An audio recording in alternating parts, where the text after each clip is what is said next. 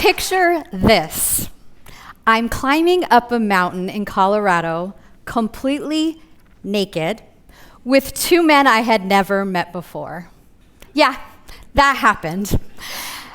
And the strangest part is I chose to be there.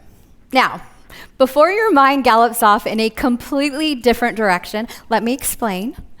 The year I turned 50, I gave myself a challenge. I would say yes to 50 things I had never done before. Yeah, some were small, like doing a headstand in yoga. Some were big, like walking El Camino de Santiago pilgrimage in Spain. And some, well, landed me at a nudist resort.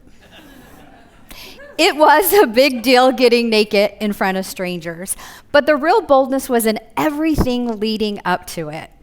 Booking my spot at the resort, buying my plane ticket, driving there alone, wondering if my GPS could sense my utter panic.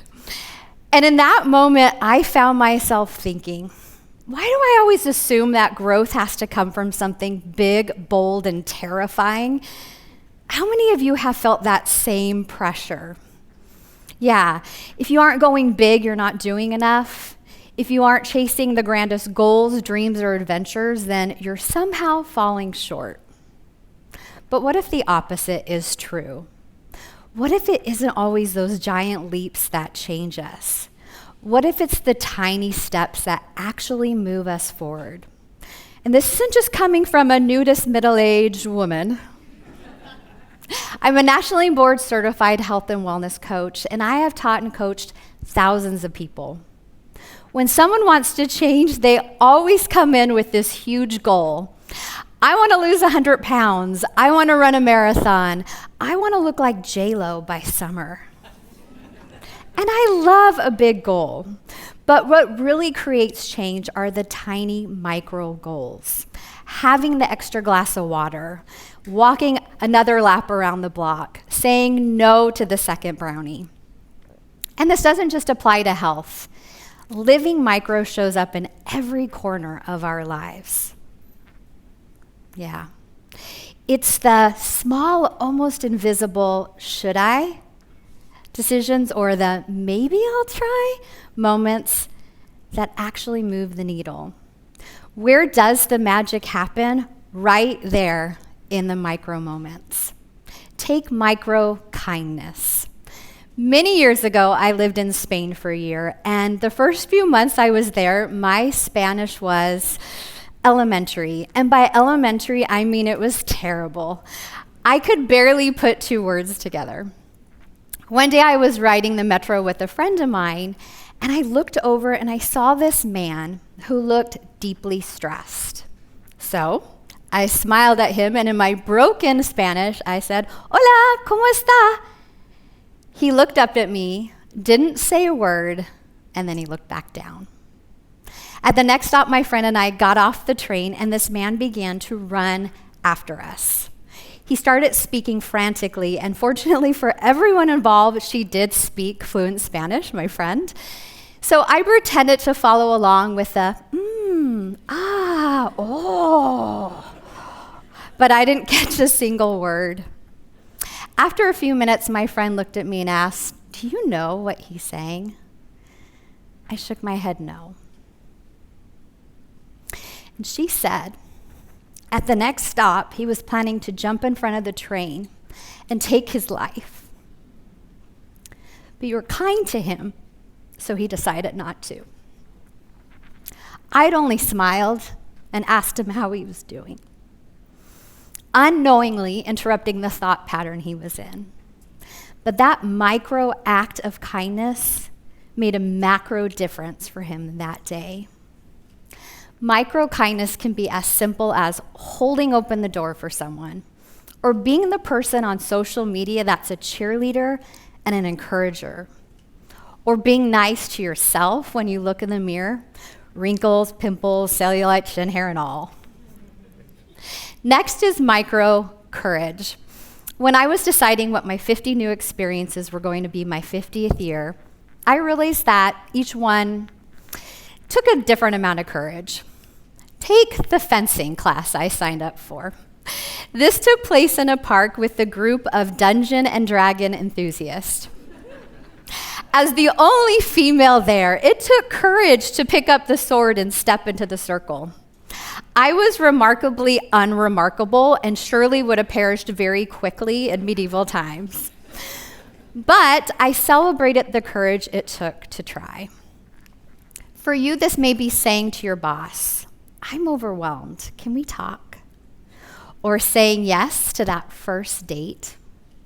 Or going to the party when you would rather fake appendicitis. I see you, introverts. Next is micro-gratitude. How much richer would our lives be if we saw them through the lens of appreciation? A few months ago, my neighbor was giving away some wilting houseplants. I have never had a green thumb, but I took one home anyway, watered it, gave it sunlight, maybe even whispered sweet nothings to it. And after a few weeks, that plant went from dying to thriving. And now every time I see it, I feel micro-gratitude. For you, it may be a warm blanket on a cold night, or the way your kid's nose scrunches up when they laugh, or the happy sigh of your dog sitting next to you on the couch. Finally, micro-compassion. Wow, what would our world look like with more of that? During a difficult period of my life, I sent a text message to a small group of friends. I wasn't asking for anything. I just wanted to have the space to share what was going on. Within 30 minutes, one of those friends showed up at my house just to listen and let me cry. Another came that night with a warm meal. And the third came the next day just to babysit so I could catch my breath. You would never see this in the headlines. But those micro acts of compassion done with love made a huge difference for me. I learned that day that micro compassion isn't about changing someone's life, it's about lightening their load. These are just a few examples. Micro compassion can be saying to your partner or your child, "Today was hard. Let's try again tomorrow." These are just some examples of micro moments. There are so many more. Micro acceptance, micro patience, micro forgiveness. It's bite-sized, so it makes it digestible. We have been sold this myth that transformation has to be huge.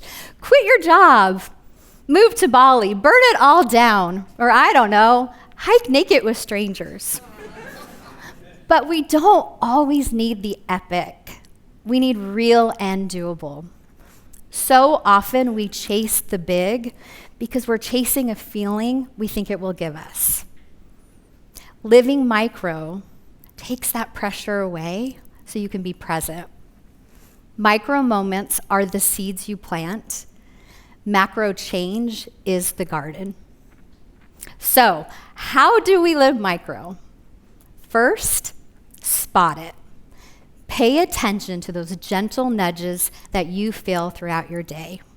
And I invite you to try this with me right now. Place one hand on your heart. Inhale through your nose. A nice long exhale through your mouth. A little micro grounding moment. You can drop your hand and think about your day so far. Where have those micro moments shown up for you? They're everywhere. Maybe it was the sunrise you saw, or the smile you exchanged with the barista who gave you your coffee, or the encouraging text message you sent. When we stay open to micro moments, they start showing up for us and making them easier to spot. Number 2, try it. Ask yourself, what's the smallest thing I can do today that will shift me towards the life I want to live and the person I want to be? It can be as simple as picking up a piece of litter or giving someone a genuine compliment. Make it so small that it feels easy, and then do it. And number 3, feel it. Pay attention to how you feel afterwards. Lighter, braver, more connected. That is the power of micro.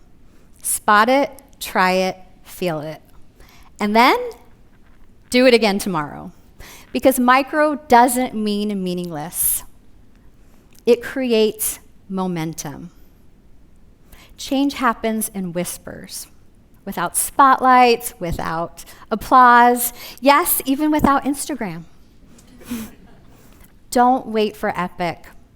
Live micro now, because one day you may find yourself hiking up a mountain, completely naked, and realize that the real transformation happened long before you took off your clothes.